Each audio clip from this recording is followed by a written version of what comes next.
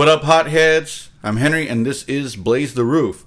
This week, we are reviewing a sauce called Pain 100%. It's by a company named Spicin Foods. If that sounds a little familiar to you, they're the ones that make the bomb Beyond Insanity. This sauce is supposed to be a milder version of it, but nonetheless, I'm pretty sure it's pretty powerful because it does actually have the capsaicin oil in it. So it's a pepper extract. So it's going to be fun. All right, so a little bit about Spicin Foods, right? It's out of St. Louis, Missouri. St. Louis is also known as the fountain city because it has per capita like the most fountains in the world or something to that effect, right? It's just really known for having a ton of fountains. It is also the home of composer Basil Palladores, of fame for Starship Troopers, Conan the Barbarian, and Conan the Destroyer. Now let's look at the bottle. So, again, it's one of these kind of flask-looking bottles that are pretty cool. Right? Nice. It looks like an elixir bottle. So it says right there, right? Pain 100%. I mean, there's really not much else to it. It's just got an interesting little font. You know, it's got the beige color label that, I don't know, I guess it looks like a granite top of some type. Or in the back here, it says rated 100%. There are several levels of pain. The pain levels are marked with the percent of pain you experience. The higher the percent, the more pain and less flavor. Although there are chili heads that will argue that the more the pain, the better the flavor. We will let you decide. Taste the pain. I, for one, I can tolerate the pain, but I'd rather have it with flavor. Was not a fan of the bomb.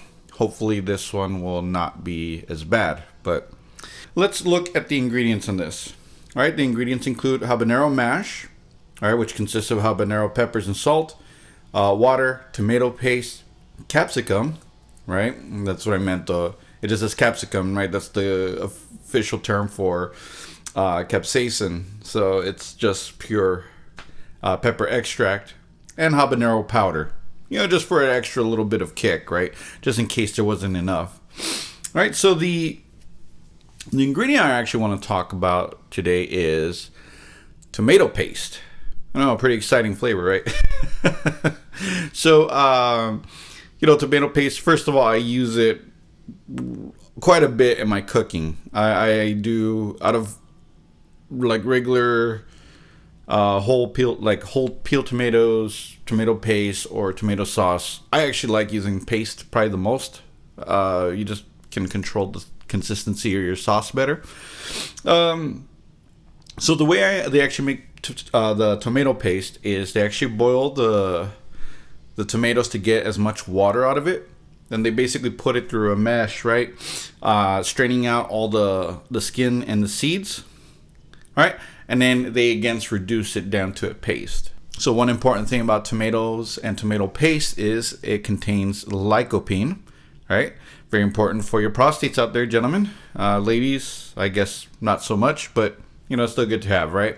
And it still has a lot of vitamin C in it, so it doesn't lose a lot of those nutrients when it's getting filtered out, right? So before we get any further, though, let's hear from this week's sponsor. Bored with regular chowder? There's a new alternative. Come down to Scream a Little Chowder now. The bowl of chowder with a bit of a kick to it. You can choose clam, ham, or spam. We have specials such as the Clam Bam Thank You Ma'am, the Holy Cornado, the Little Chow Bow, the Going Ham, Clamity Jane, Spamity Jane, and the hottest flavor, the Chowder Keg. It's time to get louder with chowder.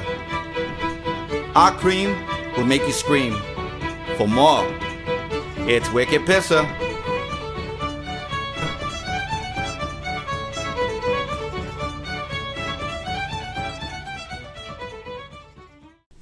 Now for the moment of truth. So one of the things I do want to point out, it's not quite very pulpy, right? It seems to be pretty viscous in there. There are a lot of seeds. All right, let's get the initial smell. Smells hot. You could smell pepper. That's all you can really smell. Which is actually probably more of a good sign. Because again, the bomb didn't really have much of a smell to it. So this might actually be a lot more real peppers. So again, this clocks in at 42,000. Wow, this is a thick paste though. This clocks in at 42,000, but again, due to the fact that it has the oleo resin capsicum, it's probably gonna be a bitch. All right. Well, as you can see, very pulpy. There's a lot of seeds in it. Let's see how this goes.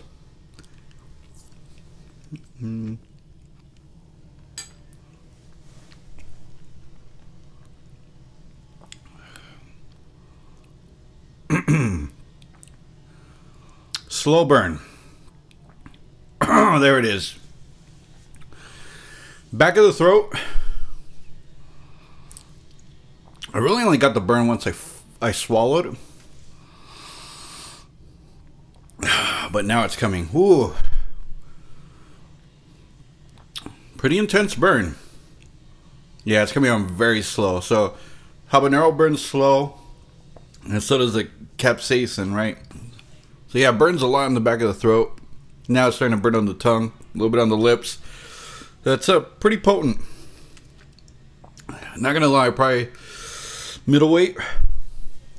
Let me compose myself a little bit.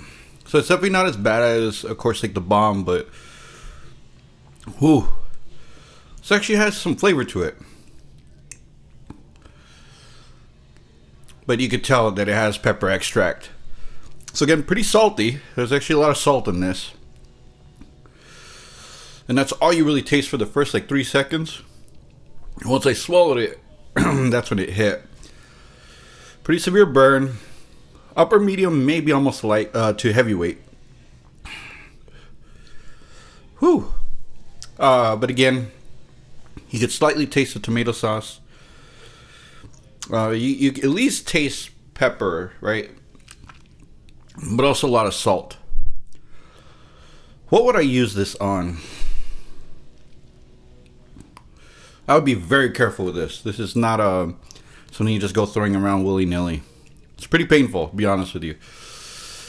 But again, once you throw the sauce on food, kind of mitigates the heat a little bit. This did not have much in it that really slowed down the except for water and tomato paste, it really not much diluting the extract, right? So it is gonna burn. It's gonna be a pretty rough sauce, but it's flavorful enough where you could throw it on. I'd probably throw it on some like beef dishes, something like with, it could be like stews, it could be like, I don't know, roast. Probably be a good way to spice up roast, right? I think roasts can bland sometimes. So unless you salt the hell out of it, this stuff's pretty salty, so that should take care of it for you. Aside from that, it's actually a pretty thick sauce. God damn. I mean, my lips and my gums are burning now. It is making me sweat slightly. So, yeah.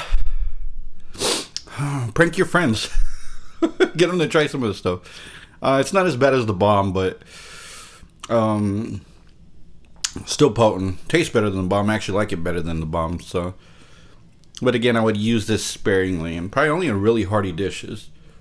Probably actually be really good in soups too. Like, and if you have any like Korean soups, especially like short rib soups, anything that are heartier soups, I'd probably throw that in there too.